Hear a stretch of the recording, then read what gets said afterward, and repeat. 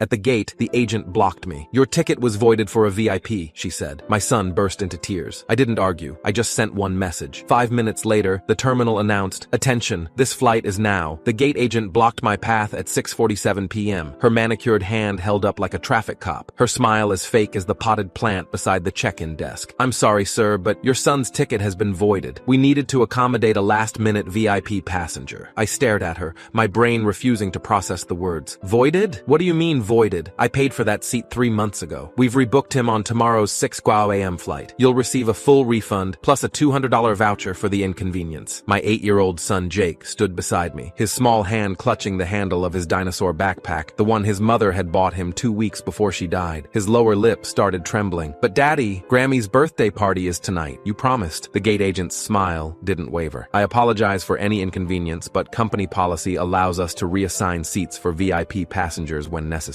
Your son will be on the first flight tomorrow morning. His grandmother's 70th birthday party is tonight, in Boston. We're flying from Seattle. There are no other flights tonight." My voice was getting louder. Other passengers were starting to stare. "Sir, I understand your frustration, but..." "No, you don't understand." I could feel Jake's hand shaking in mine. His mother died 6 weeks ago. This is the first family event we've had since the funeral. His grandmother specifically planned this party so Jake could see his cousins, so he could feel like part of a family again. And you're telling me some VIP is more important than an 8-year-old boy who just lost his mother? The gate agent's expression finally shifted, not to sympathy, but to that careful neutrality that service workers adopt when they think a customer might become a problem. "Sir, I'm going to need you to lower your voice. If you continue to cause a disturbance, I'll have to call security." Jake burst into tears. Not the quiet kind that kids do when they're trying to be brave. The loud, gasping sobs of a child who'd been promised something that mattered and was watching it disappear. I pulled him against my side, felt him shaking. Around us, passengers were pretending not to watch while absolutely watching. Some looked sympathetic. Most looked annoyed that we were delaying boarding. I didn't argue, didn't yell, didn't cause the scene that was building in my chest. Instead, I pulled out my phone and sent one message to a contact I'd been avoiding for 6 weeks. Pressed send at 6:51 p.m. 5 minutes later, the terminal's overhead speakers crackled to life with an announcement that made every person in Gate 17 go silent. "Attention passengers and staff. This is Gerald Morrison, CEO of Pacific Airlines. Flight 2847 to Boston is now under direct executive review. All boarding procedures are suspended pending investigation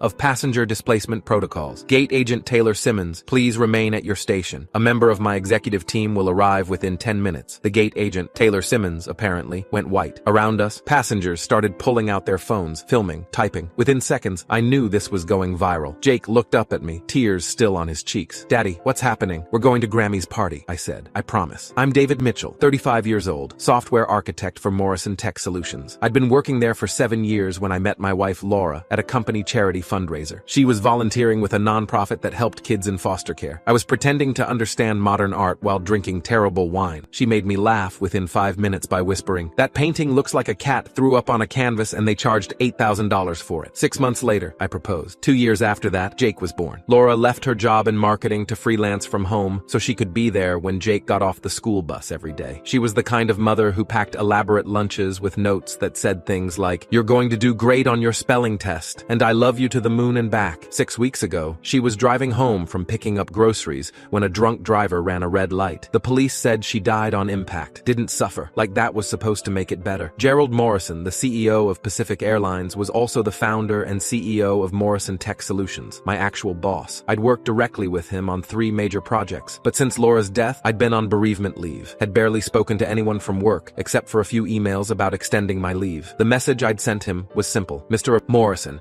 I'm at SeaTac Gate 17. Pacific Airlines just voided my 8-year-old son's ticket to accommodate a VIP. We're trying to get to his grandmother's birthday party. His mother, my wife, died 6 weeks ago. This is the first family event since her funeral. I've never asked you for anything, but I'm asking now. Please help us." I'd hesitated before sending it. Felt like I was using Laura's death, exploiting grief, overstepping boundaries. But then I'd looked at Jake's face, seen the devastation there, and I'd stopped caring about boundaries. The gate area erupted into chaos. Taylor Simmons was on her phone speaking in urgent whispers. 2 airport security officers arrived, looking confused. Passengers were talking loudly, some defending us, others complaining about the delay. A woman in a business suit 2 rows over was filming on her phone. "This is absolutely unacceptable," she said to her camera. "They bumped a child who just lost his mother so some VIP could have his seat. This is why people hate airlines." An older man approached me. "I'm a retired attorney. If If you need legal representation, I'd be happy to help pro bono. What they did is potentially illegal, denying confirmed passage without proper cause. Before I could respond,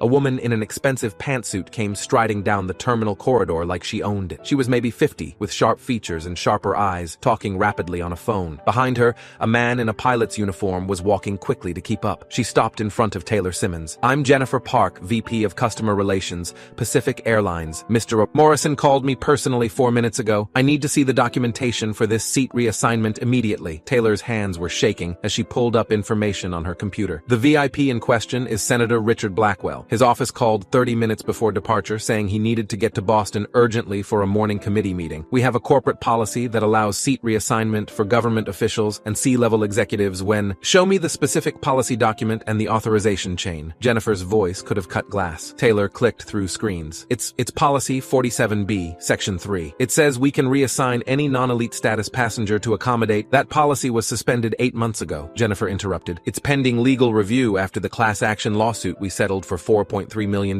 Did you not receive the memo? I don't. Who authorized this specific reassignment? My supervisor, Brandon Hayes. He's the senior gate supervisor tonight. Jennifer was already dialing her phone. "Brandon, this is Jennifer Park. Did you authorize Gate Agent Simmons to void a confirmed passenger's seat to accommodate Senator Blackwell?" A pause. "I don't care what you thought you remembered about policy. You just violated federal passenger protection regulations and exposed the company to massive liability." Another pause. "You're suspended, effective immediately. Report to HR tomorrow at 9 a.m. She hung up and looked at me. "Mr. Mitchell, I apologize on behalf of Pacific Airlines. Your son will be on this flight. In fact, you're both being upgraded to first class, and Senator Blackwell can take your original seat or wait for tomorrow's flight." "Where is the senator?" I asked. "Already on the plane. He boarded early through the premium passenger entrance. I'd like to speak with him." Jennifer looked uncomfortable. "That's not standard protocol. Neither is voiding an 8-year-old's ticket. I'd like to speak with him, please." She studied my face for a moment, then nodded. "Follow me." We walked down the jetway, Jake holding my hand. He'd stopped crying but was very quiet. That particular stillness that kids get when they're overwhelmed and don't understand what's happening. Jennifer led us onto the plane. First class was at the front, 8 rows of large leather seats. Senator Richard Blackwell was in 2A, already sipping what looked like bourbon. His laptop open on the tray table. He was in his mid-60s, with the kind of confident demeanor that came from years of having people defer to him. He looked up, annoyed. "I was told boarding was delayed." "What's going on?" Jennifer's voice was carefully neutral. "Senator Blackwell, this is David Mitchell and his son Jake. They're the passengers whose seats were reassigned to accommodate you." His expression didn't change. "I'm sorry for any inconvenience, but I have an important committee meeting in the morning. These things happen in air travel." I knelt down so I was at Jake's level. "Jake, remember what Mom used to say about using our words when something isn't fair?" He nodded, wiping his nose with the back of his hand. "She said we should be brave and tell the truth even when it's scary." "That's right. Do you want to tell the senator why we needed to be on this flight?" Jake looked at Senator Blackwell, his voice small but steady. "My mommy died. A drunk driver hit her car. Today is my Grammy's 70th birthday party, and I haven't seen my cousin since Mommy's funeral, and Daddy promised I could go, and they told us I couldn't because you needed my seat more." His voice cracked. "But I needed it too. I needed it really bad." The cabin went silent. A flight attendant near the galley was crying. Even the pilot who'd come to observe looked uncomfortable. Senator Blackwell's face had changed, the confident mask slipping. "Son, I didn't know. They just told me there was a seat available. My committee meeting is about airline passenger rights," he continued, and I saw something that might have been shame cross his face. "About how airlines need to do better protecting families traveling with children, and he closed his laptop. "I'm the exact problem I've been trying to fix." He stood up, pulled his bag from the overhead bin. "This seat is yours. Both of you should sit up here in first class. I'll take your original seats or catch tomorrow's flight. It's the least I can do." "That's not necessary," I started to say. "Yes, it is." He looked at Jennifer. "Make it happen. And I want a full review of how this situation occurred sent to my office. This is exactly the kind of airline behavior my committee is investigating." Jennifer was already on her phone, making arrangements. Senator Blackwell knelt down in front of Jake. "I'm sorry. Your mother sounds like she was a wonderful person, and I'm sorry she's not here. You enjoy that birthday party, okay?" Jake nodded. "Thank you." We settled into seats 2A and 2B, first class, leather seats wide enough that Jake looked tiny in his. A flight attendant named Maria brought Jake a warm cookie and chocolate milk without being asked. She also quietly handed me a tissue and whispered, "I lost my mom 3 years ago. It gets easier. Not better, but easier." The flight took off at 7:34 p.m., 37 minutes late. I'd been tracking social media on my phone before we had to turn them off. The video from the gate had already been viewed 2.3 million times. Comments were brutal. "This is why we need stronger passenger protection laws. That gate agent should be fired. The kid just lost his mom and they tried to bump him for a senator? Disgusting. Respect to Senator Blackwell for giving up his seat though. That's integrity." Jake fell asleep 20 minutes into the flight, his head on my shoulder, still clutching that dinosaur backpack. I sat there in the dark cabin, watching watching clouds slide past the window, trying to process everything that had happened. My phone buzzed with a text that had come through before I'd switched to airplane mode. From Gerald Morrison. David, I'm glad we could fix this. I'm so sorry about Laura. Take all the time you need before coming back to work. And when you do come back, I want to talk to you about leading a new project. We're building an AI system to help companies improve their customer service protocols. I think you'd be perfect for it, but we'll discuss that later. Tonight, enjoy your family. That's what matters. Gerald. I closed my eyes and let myself feel, just for a moment, how close we'd come to missing this. How if I hadn't sent that message, Jake would be in Seattle right now, crying himself to sleep, missing his grandmother's party, feeling like the world had taken one more thing away from him. Laura used to say that asking for help wasn't weakness, it was wisdom. I'd never really understood that until tonight. We landed in Boston at 4:17 a.m. local time. My mother was waiting at baggage claim, her eyes red from crying. She grabbed Jake in a hug that lifted him off his feet. My boy, my sweet boy, I'm so glad you made it. Jake told her the whole story in a rush of words, about the mean lady at the gate, about the senator giving up his seat, about the CEO making an announcement. My mother listened to every word, her hand over her heart. Your mama would be so proud of you, she told him, for being brave, for telling that senator the truth. The party was at 2 p.m. that afternoon at my mother's house. The whole family was there. My 2 sisters, their husbands, Jake's 5 cousins ranging from age 4 to 16. They'd all decorated the house with streamers and balloons. There was a cake that said, "Happy 70th birthday Grammy" in purple frosting. But they'd also done something else. In the living room, they'd set up a small memorial table with photos of Laura. Laura holding baby Jake. Laura at our wedding. Laura